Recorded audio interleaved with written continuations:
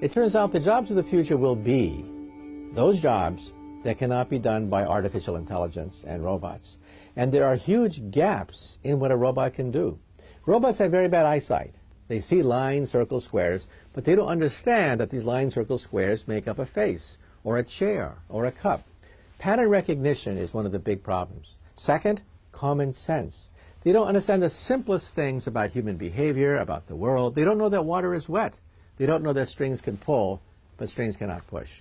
So the two jobs that will thrive in the future and the two sets of jobs that will be destroyed are as follows. Among blue-collar jobs, repetitive jobs are going to be wiped out, obliterated.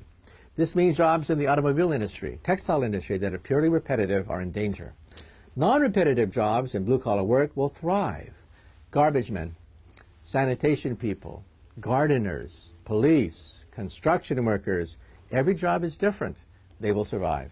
In white-collar work, it defies common sense.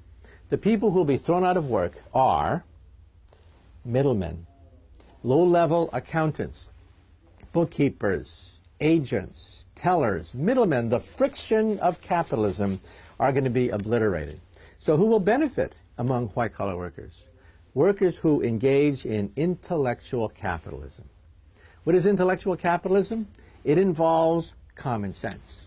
In other words, creativity, imagination, leadership, analysis, telling a joke, writing a script, writing a book, doing science. Realize that England, said Tony Blair, derives more revenue from rock music than it does the coal industry. Because we're making the transition from commodity-based capital like coal to intellectual capital like rock and roll.